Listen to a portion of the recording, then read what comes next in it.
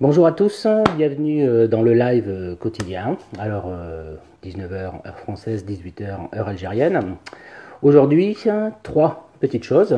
On attaque avec une invitation ici qui m'a été faite par quelqu'un qui habite pas très loin de chez moi. C'est à Gujan-Mestras et c'est à côté d'Arcachon, pour ceux qui connaissent, c'est-à-dire à l'ouest de Bordeaux. Ensuite, je parlerai un petit peu des ravins d'Oran. Je vous ai mis cette photographie là dans mon mur Facebook. Donc, je vous parlerai des ravins. Et ensuite, troisième petite chose, un sondage que j'ai reçu. C'est pas un sondage pour moi, c'est un sondage que j'ai reçu. Alors que je vois que j'ai commencé à avoir quelques petits spectateurs, je vous salue tous et n'hésitez pas à me mettre des petits coucous, à me mettre des remarques, tout ce que vous voulez. Ça monte tranquillement. On est 4, 5. Donc j'attaque. J'attaque avec une invitation.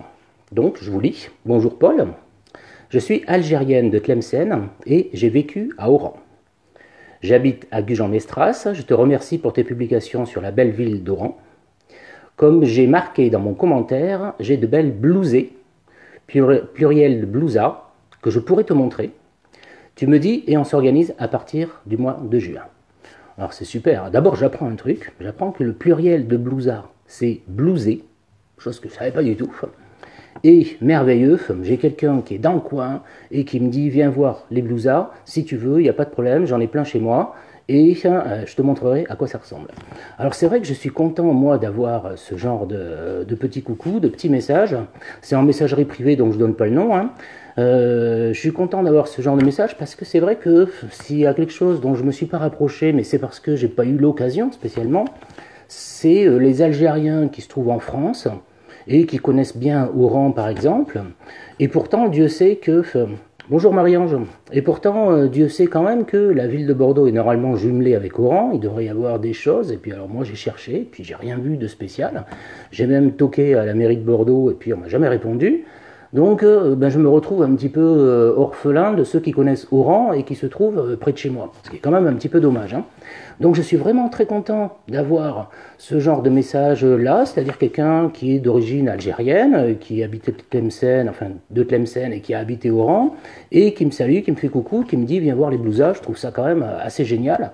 Donc c'est vrai que si par le plus grand des hasards, il y a des gens qui m'écoutent et qui sont dans le coin autour de Bordeaux, moi je peux me déplacer facilement, il n'y a pas de problème, et qui veulent me parler d'Oran, me montrer des choses, je suis forcément preneur parce que je trouve ça formidable, ça me rapproche d'Oran. D'un coup, je suis super content. Donc voilà ce que je voulais dire sur cette petite invitation et je remercie les personnes qui m'invitent, peut-être qu'elles m'écoutent. Donc à très bientôt au mois de juin et j'essaierai de faire une petite vidéo, quelque chose. On verra bien si c'est faisable ou si c'est pas faisable. Je serai content d'aller vous montrer un petit peu quelques blousas. Deuxième petit point que je voulais montrer, c'était cette photo-là. Cette photo-là, c'est Oran. Il y a bien longtemps. On doit être... Je sais pas trop, je pense peut-être 1920, quelque chose comme ça. Et c'est quand même à comparer avec cette photo-là, par exemple, qui est une photo d'Oran actuelle, où on voit une ville plate. Alors en vérité, c'est pas tout à fait plat quand même, il suffit de se promener à Oran, on se rend compte vite que c'est pas tout à fait plat. Il y a le plateau Saint-Michel, en vérité, c'est-à-dire là où il y a la gare, et puis on descend jusqu'à la mer. Donc ça descend énormément quand même, par le quartier Saint-Pierre, puis par tout le centre-ville qui mène jusqu'au front de mer, ça descend pas mal.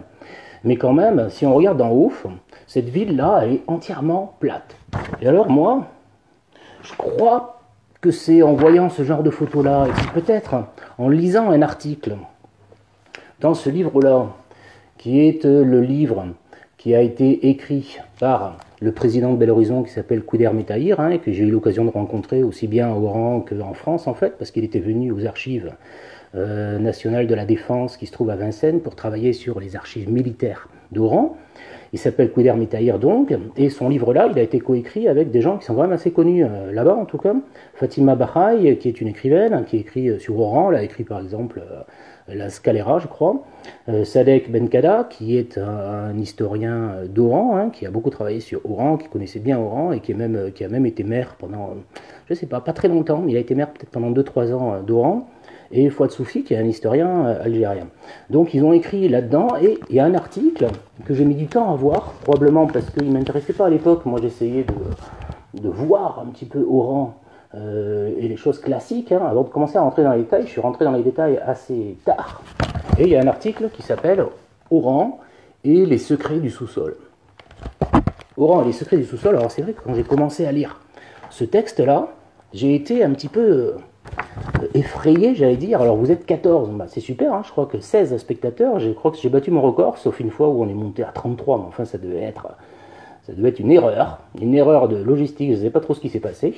Donc n'hésitez pas à me faire un petit coucou. Et son article là, il commence en disant « Ces oueds enfouis se réveillent subrepticement ». Les oueds, hein, c'est les petites rivières qui sont là. Et il écrit « Ces oueds se réveilleront-ils un jour ?» Telle est la question que se posent tous les Oranais, actuellement, hein, qui découvrent que leur ville est plate parce qu'on l'a voulu. C'est-à-dire que Oran plat comme ça, c'est pas du tout Oran original. Oran original, c'est des ravins dans tous les sens, et en vérité, on en compte, en règle générale, 5. On compte évidemment le ravin de Oran original, hein, c'est-à-dire le ravin de Ras El Ain, qui va de la place des Quinconces. Alors je vais être obligé d'employer les anciens termes, parce que d'abord je ne parle pas du tout arabe, moi, donc tous les nouveaux termes, j'ai un mal fou à les retenir. Je dois retenir 3 bricoles, la rue Kemisti, hein, je dois retenir 3 bricoles. Donc depuis la place des Quinconces, boulevard Stalingrad, et qui mène à la place Kléber, ça c'était le ravin Ras El Ain, qui a été comblé. Mais enfin bon, le ravin il est tellement grand qu'il n'a pas été comblé totalement, bien évidemment, donc on voit bien le ravin de l'époque. Et ensuite, et c'est là que ça a commencé à me surprendre, c'est que tout le haut le plateau de Carganta, ce qu'on appelle le plateau de Carganta, était creusé par des ravins. C'est-à-dire qu'il y avait le ravin de la Ruina, c'est celui dont je vous ai mis la photo là, où on a le lycée La Mauricière et de l'autre côté le jardin de l'étang, et on a en plein milieu un énorme ravin, et on voit bien une petite route qui descend le long de ce ravin, qu'on appelait la route de la plage, et le long de laquelle il y avait une usine à gaz.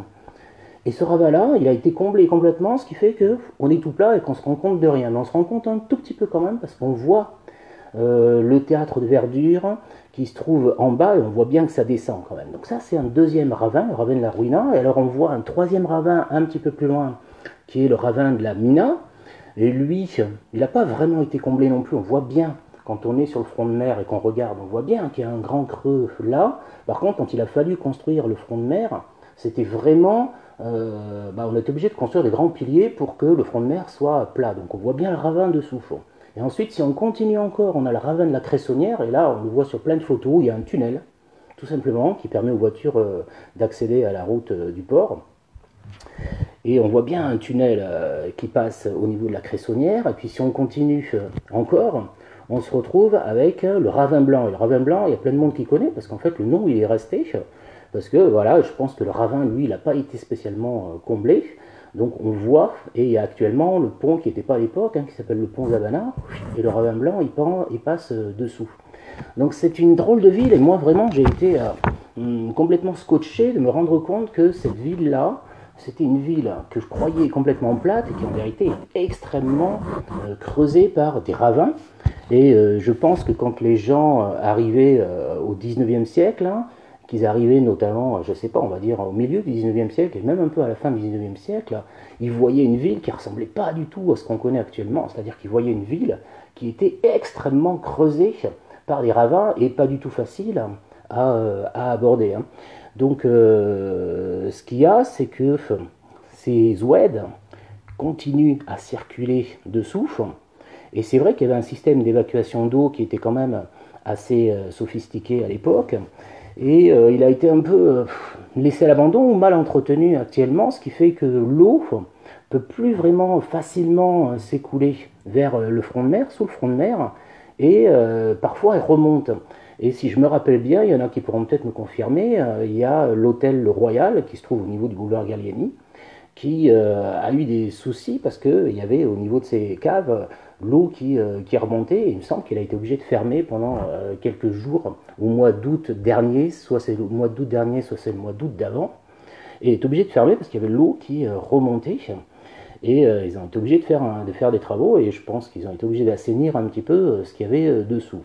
Donc souvent je me dis, et alors il faudrait que je lise ce qui a marqué quand même dans l'article de Couder Métaïr ici. Il dit Oued Rouina fait parler régulièrement de lui et bruyamment, car les dégâts qu'on lui impute sont déjà considérables. Il a rongé les immeubles du boulevard de l'Industrie, avalé le sol sous les pieds de l'hôtel Martinez, dénivelé les chaussées des rues voisines et des allées du théâtre de Verdure. De temps en temps, à la suite de fortes précipitations, il arrache un morceau de sol de Bab el-Jarrah au pied des grands immeubles du boulevard de la Soumam ou des Sœurs Ben Slimane. Donc c'est vraiment des ravins qui continuent d'exister dessous. Et là où on croit qu'on a une ville tranquillement plate, posée sur un plateau, en vérité, on a une ville qui a été complètement comblée et on a des rivières qui passent dessous et qui continuent à creuser énormément. Donc voilà ce que je voulais dire sur les ravins. C'est quelque chose que j'ai trouvé assez incroyable quand j'ai découvert Oran, hein, parce que je pensais vraiment que c'était une ville toute plate, puis je me suis rendu compte que non, c'était une ville qui travaillait beaucoup en profondeur et qui par endroits même bougeait énormément et s'effondrait un tout petit peu. Donc voilà ce que je voulais dire sur les ravins, et j'attaque mon dernier petit point. Mon dernier petit point, c'est un message que j'ai reçu ce matin par ma messagerie, et je suis très content d'avoir reçu ce message.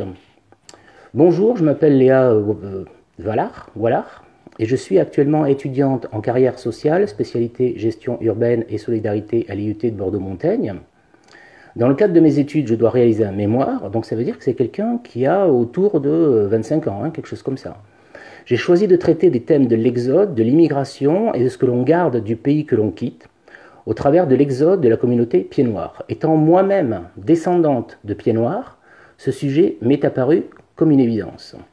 Pour rédiger ce document, j'ai besoin de témoignages, mais hormis quelques membres de ma famille, je ne connais que très peu de personnes appartenant à cette communauté. Je vous contacte donc aujourd'hui pour savoir si vous accepteriez de répondre à quelques questions, si vous connaissez des personnes qui seraient intéressées pour me parler de leur expérience, et si je peux poster ce message sur le groupe.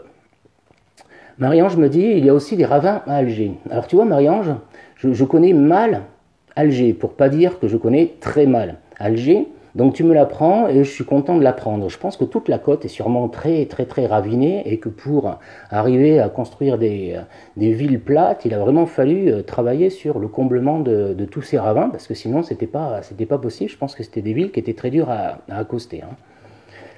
Donc je vous contacte aujourd'hui pour savoir si vous accepteriez de répondre à quelques questions, si vous connaissez des personnes qui seraient intéressées pour me parler de leurs expériences et si je peux poster ce message sur le groupe. Alors en fait, il y a deux questionnaires, parce que moi je lui ai dit, le questionnaire pied noir, une fois que je l'ai vu, je lui ai dit, moi en tout cas je ne peux pas répondre au questionnaire pied noir, hein. Moi je suis de 1969, je n'ai pas du tout connu avant l'Algérie, avant 62, donc je ne sais pas du tout répondre aux questions là, mais en fait elle a un deuxième questionnaire, qui est un questionnaire pour les descendants de pied noir, et c'est des questionnaires, si ça vous intéresse, je vous les mettrai en commentaire là-dessous, de manière à ce que vous puissiez, alors en fait je vous mettrai pas ça en commentaire, je vous mettrai en commentaire les liens qui mènent vers les questionnaires, de manière à ce que vous puissiez les télécharger si ça vous intéresse d'y répondre, hein. Donc je trouvais ça très bien parce que c'est pas si souvent que ça m'arrive. Alors c'est vrai que ces derniers temps ça commence à m'arriver de temps en temps et c'est pas plus mal, mais c'est pas si souvent que ça m'arrive que j'ai des jeunes qui s'intéressent. Quand je dis des jeunes, c'est vraiment des jeunes, et pas des gens comme moi, parce que je me considère plus comme jeune, hein. Donc des gens qui ont entre 25 et 30 ans et qui s'intéressent à cette histoire, et comme je l'avais dit dans un précédent live, ils sont vraiment sans complexe par rapport à tout ça, et ils se lancent dans les questions, et je trouve ça, moi, super, formidable, hein. Donc je vous mettrai en lien les deux questionnaires qui valent le coup. Alors elle doit le rendre assez vite, hein, c'est-à-dire vendredi. Donc si y en a qui sont intéressés pour lui donner ça, et je pense que c'est important parce que des jeunes qui s'intéressent à la mémoire pied noir, mine de rien, ils ne sont pas très courants. Donc si vous arrivez à remplir son questionnaire, qui n'est pas très long en plus, hein, pour me le renvoyer ou lui renvoyer à elle assez rapidement avant vendredi, je pense que ça serait super parce que elle arriverait à faire passer un message qui, mine de rien, ne passe pas vraiment. Donc je trouve que ça serait pas mal. Et alors je pense que je vais la rencontrer assez vite, parce qu'il y a les deux Bordeaux, ce qui est merveilleux, hein. J'ai plein de gens qui sont à Bordeaux. Donc j'en reparlerai peut-être, hein, parce qu'une petite jeune de 25 ans, je trouve que ça vaut le coup. Bon, voilà ce que j'avais à dire pour ce soir. Je vous remercie d'avoir écouté. Alors Patricia me dit bonjour Paul. Oh là là, compliqué pour accéder au direct. Bon, ben, j'espère que c'est pas de ma faute à moi, même si je me demande exactement que vaut ma connexion. J'ai acheté ce qu'on appelle un répéteur Wi-Fi, quelque chose qui amplifie un peu ma connexion. Mais c'est vrai que je vois qu'elle alterne entre la bonne connexion et la connexion un peu difficile. Mais alors j'ai eu l'expérience inverse, c'est-à-dire que des gens qui me disaient ben non, la connexion elle était bonne, et c'était leur connexion à eux qui n'était pas bonne. Si bien que ben, je ne sais pas très bien moi à qui la faute dans cette histoire, même si moi je vois que de temps en temps il y a marqué connexion faible. Donc ben, il ne faut pas hésiter à me dire en commentaire comment est la connexion, si c'était pixelisé souvent, si vous avez eu du mal à accéder. Si vous avez vu quelque chose ou si vous n'avez rien vu. J'espère au moins que le son c'est nickel. Pour l'instant, j'ai pas de problème de son. Là, j'ai vu connexion faible très vite, hein, c'est revenu. Voilà, donc je vous remercie d'être là, toujours. Ça me fait très plaisir. Patricia, je te remercie vraiment pour la photo parce qu'à chaque fois que je te vois maintenant intervenir, tac, je vois ta maman, je vois ta fille, donc je trouve ça génial. Et Marie-Ange, toujours fidèle au poste, c'est super Marie-Ange, je suis vraiment très content de te voir à chaque fois, et en plus tu interviens, donc bah, ça me fait plaisir. Paul, on va vous nommer Désiré. Je sais pas, non, si on va me nommer Désiré, en tout cas ça me fait plaisir que vous soyez là, ça c'est sûr. Donc je vous remercie d'être présent, je vous dis à demain, même heure, 19h, heure française, 18h, heure algérienne. Ciao.